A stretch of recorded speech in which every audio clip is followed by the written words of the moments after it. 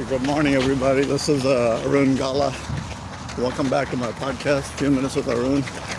And this morning, it's March 15th. I'm at Memorial Park with one of my guides. His name is Gilberto Guadiana. He's been guiding for maybe a little bit more than a year. And so to begin with, Gilberto, tell me a little bit about yourself. Yeah, I got you. Well, hi Arun, thanks for having me. My name's Gilberto Guadiana. Yeah, I've been guiding Arun since this morning for about 3 miles, but with Catapult since on and off since 2022. Yeah, I started Catapult after college. I'm a software engineer during the day, and then come with Catapult on Saturdays. So how did you get involved with Catapult? Yeah, that's a good question. I met Patrick Pressgrove. He was running this run club called Freaks Run Club here in Houston, and that was the first club I went to when I was doing some marathon prepping. So I met him. I found out that he was CEO at the time of Catapult. Maybe he still is.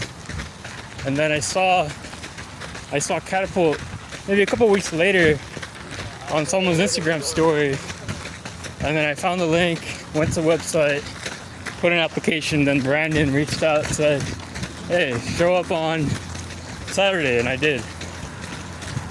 So tell me a little bit more about how do you feel about guiding visually impaired and blind people around the track or during races? Yeah, that's a good point. I mean, well, I'd like to say that Memorial Park is like Catapult's stomping grounds. It's not a very tough course. It's pretty flat, pretty nice, pretty beginner friendly. First time I guided, it was pretty intimidating. But, Brandon was like, oh, okay, just watch out for bumps. Let your athlete know how that's going. But I didn't realize how big of a gap it is with actual races, Races, a ton of people, they try to cut you off, a lot of obstacles you might not see. So for the bigger race, it's actually very different.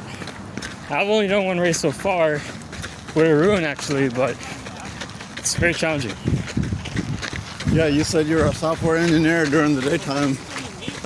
Tell me about your education. Where did you go to school? I hear you went to Northwestern. Tell me more about that. Yeah, so my background, I went to Northwestern, but I grew up in Houston. And in Houston, no one knows what Northwestern is. But here's the thing, they offered me some money, and I'm all about the money, so I went over there. They paid for my school for the most part.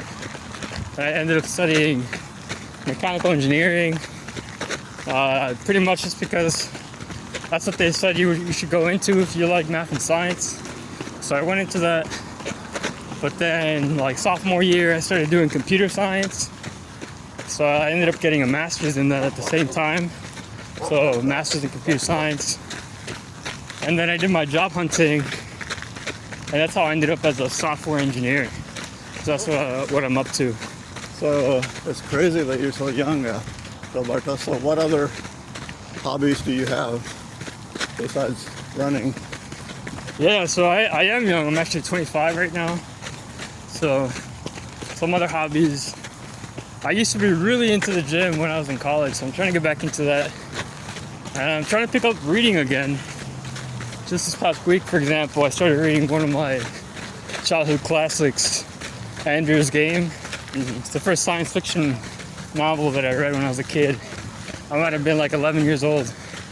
But yeah, trying to retake reading, going to the gym, trying to get more into hiking. I'm doing some traveling this weekend.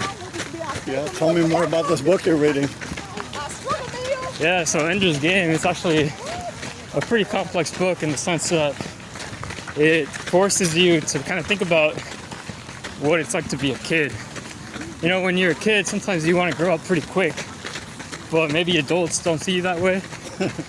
And this book is all about that. It's kind of like showing a kid's perspective and how sometimes you mature faster than other people think you do. Oh, that's interesting. So, where do you see yourself in, say, a year from now? A year from now, I think hopefully I'll be in better shape. Maybe I'll be married, maybe I won't be. I'm dating my lovely girlfriend right now. We'll see how that goes. But yeah, I could see that happening. I think if I'm still at my current job, I'll be in Houston. If not, I could be anywhere actually. Do you have any desire to do any more races or like Ironman or anything like that? The next race I think I'm gonna do is called Habanero 100. Last year I did a half marathon in 4 hours or in. Yeah. 50% of it was sand. Yeah. It was 110 degrees. Yeah.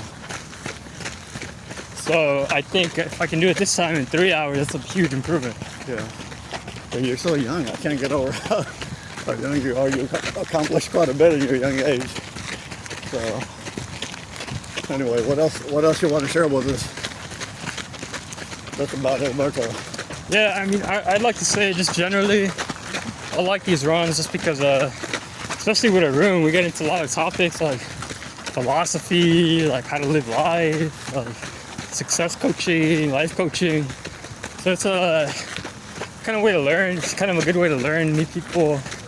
So the social aspect of Catapult's pretty good for that too.